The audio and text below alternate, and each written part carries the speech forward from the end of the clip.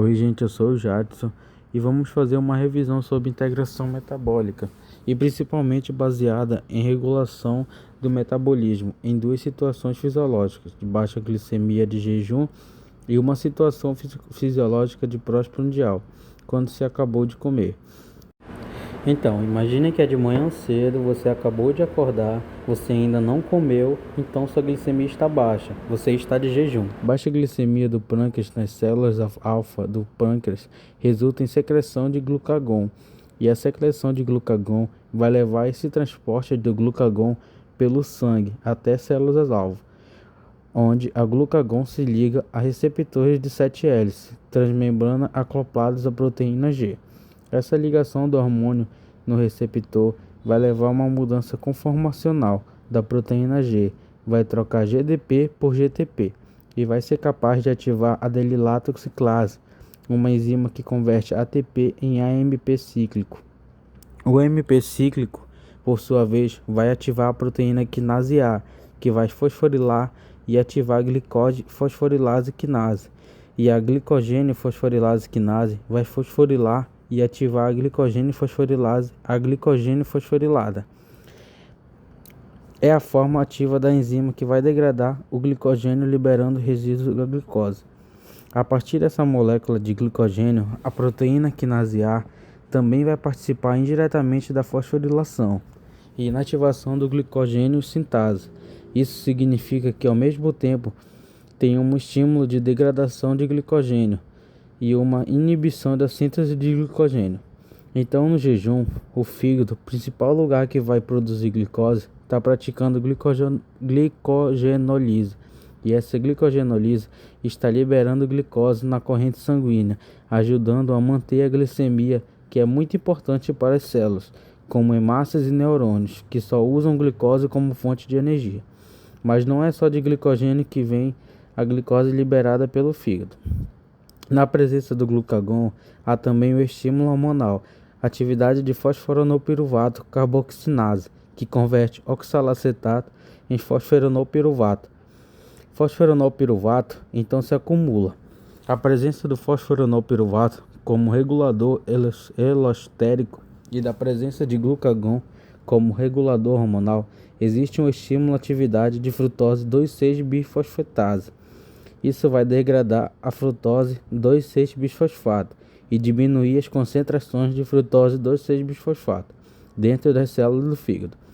Frutose 2,6-bisfosfato é um inibidor alostérico da frutose 1,6-bisfosfatase. Portanto, se você tem menos desse inibidor, você vai ter mais atividade de frutose 1,6-bisfosfatase. Isso vai resultar em conversão de frutose 1,6-bisfosfato em frutose 6-fosfato. Essa conversão faz parte da neoglicogênese. Isso significa que existe um estímulo à neoglicogênese, junto com o estímulo da degradação do glicogênio nos órgãos que são capazes de produzir glicose a partir de glucose 6-fosfato, que é produzida a partir do glicogênio ou na neoglicogênese. Esses órgãos são fígados, em menor proporção o rim. Então a neoglicogênese e a degradação do glicogênio estão ajudando a manter a glicemia, manter os níveis da glicose possíveis para os órgãos que só fazem glicose. Agora, para fazer neoglicogênese, necessárias cadeias carbônicas e são necessárias moléculas de ATP, porque na neoglicogênese custa muito os ATPs. As cadeias carbônicas da neoglicogênese são provenientes dos aminoácidos, que vêm principalmente das proteínas moleculares, enquanto o ATP proveniente principalmente da degradação dos agrácos.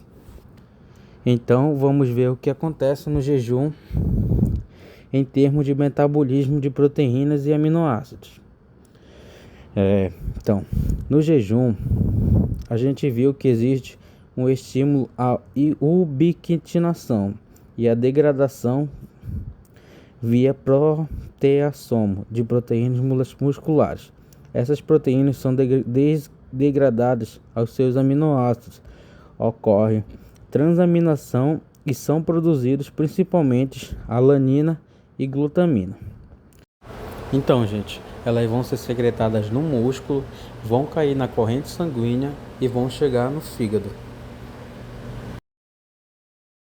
Me chamo Jéssica e irei dar continuidade. No fígado existe também transaminase, então a presença de grandes quantidades de aminoácidos eleva a concentração de vários outros aminoácidos, elevando a concentração de arginina, que é um aminoácido.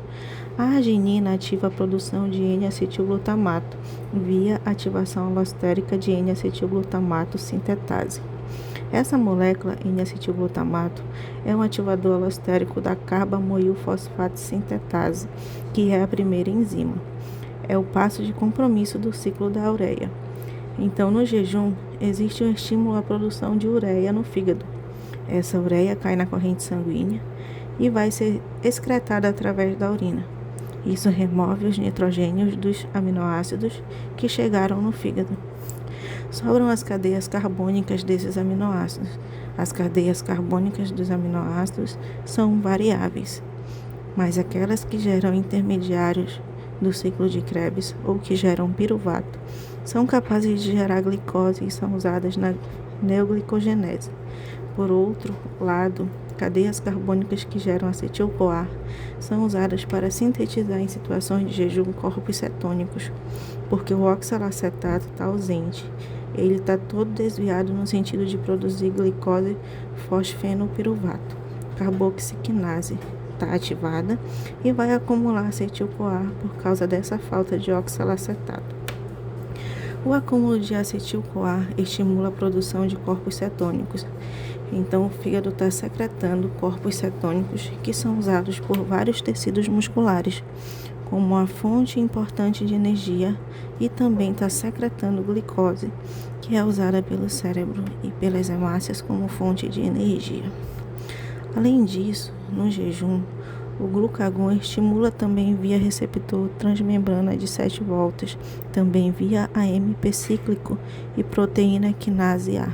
A fosforilação da lipase, hormônio sensível, que vai degradar triacilgliceróis em glicerol e 3 moléculas de ácido graxo. Isso vai acontecer em todos os lugares onde a gente tem estoque de triacilgliceróis. Acontece no fígado e acontece principalmente no tecido adiposo, onde a gente tem muito estoque de trigliceróis. Esses ácidos graxos estão agora na corrente sanguínea e vão participar da regulação e também vão ser metabolizados com ácidos graxos. A presença de ácidos graxos inibe a acetil-CoA, carboxiquilase, que também é inibido hormonalmente na presença de glucagon no jejum. Isso significa que a conversão de acetil-CoA em malonil-CoA está diminuída e tem baixas concentrações de malonil-CoA no jejum. Se tem baixas concentrações de malonil-CoA no jejum, está pouco inibida a carnitina aciltransferase, porque malonil-CoA é um inibidor alostérico da carnitina aciltransferase. Se está ausente, essa molécula não tem inibição. Isso significa que o ácido graxo consegue entrar na matriz mitocondrial, onde ele vai ser metabolizado através da beta-oxidação, gerando acetil com enzima A. Então, durante o jejum, você tem alta degradação de triacilgliceróis, alta beta-oxidação e pouca síntese de ácidos graxos. Essa acetil-CoA, ela vai entrar no ciclo de Krebs. Ela vai levar a formação de ATP através de fosforilação oxidativa. A entrada do ácido graxo no ciclo de Krebs depende do órgão onde está o excesso do graxo. No fígado em jejum, tipicamente, não há essa entrada, porque há falta de oxalacetato no jejum devido à neoglicogenese. Nos outros órgãos, a acetil-CoA pode entrar no ciclo de Krebs e pode levar à fosforilação oxidativa, o que vai regular a velocidade do ciclo de Krebs e a fosforilação oxidativa com seus níveis, segundo a segundo, na verdade, frações de segundo a frações de segundo, de ATP dentro daquela célula. ATP, a gente viu, inibe em excesso fosforilação oxidativa e também inibe o ciclo de Krebs. Então, se a ATP está alto, não vai ter entrada no ciclo de Krebs dessas moléculas. Na verdade, não vai ter nem beta-oxidação, porque vai faltar NAD e FAD oxidado. Se o ATP está baixo, por outro lado, vai ter alto transporte de elétrons, porque o potencial de membrana mitocondrial está baixo. E nessa situação vai estar bastante ativo o ciclo de Krebs, e isso vai repor os níveis de ATP intracelulares. Isso flutua segundo a segundo, enquanto a situação de jejum perdura por vários minutos. Existe uma regulação alostérica por ATP. Bom, então isso foi um período de jejum.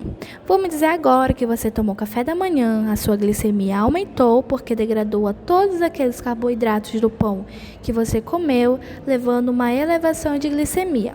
Quando você tem glicose circulante no sangue, você vai ter na célula beta a formação de glicose 6-fosfato desde que a concentração de glicose esteja suficiente para chegar na afinidade da glicoquinase, que é a isoforma da exoquinase na célula beta. Havendo glicose 6-fosfato, a via glicolítica, ciclo de Krebs e fosforilação oxidativa da célula beta são pouco responsíveis a hormônios. Portanto, havendo glicose, vai aumentar o nível de ATP dentro da célula beta. Alto ATP vai levar a fechamento de canais para potássio, despolarização dessas células, entrada de cálcio, secreção de insulina. A insulina vai inativar a glicogênese sintase e quinase, que é a enzima que fosforila e inativa a glicogênese sintase. Ao mesmo tempo, a insulina ativa a fosfoproteína fosfatase, que desfosforila a glicogênese sintase, vai prevalecer. Então, a forma ativa da glicogênese sintase, estimulando a síntese de glicogênio, ao mesmo tempo, a fosfoproteína fosfatase, ativado pela presença de insulina, vai desfosforilar e inativar a glicogênio fosforilase, que é a enzima que degrada glicogênio. Portanto, você vai ter pouca degradação de glicogênio, pouca glicogenólise e muita glicogênese, muita síntese de glicogênio. Isso acontece no fígado, isso acontece nos rins e também no músculo. No músculo, esse glicogênio vai ser usado pelo próprio músculo depois. Não vai gerar glicose porque músculo não tem glicose 6-fosfatose. No fígado e nos rins pode gerar glicose mais tarde no período de jejum. E é isso, gente. Obrigado por ter assistido.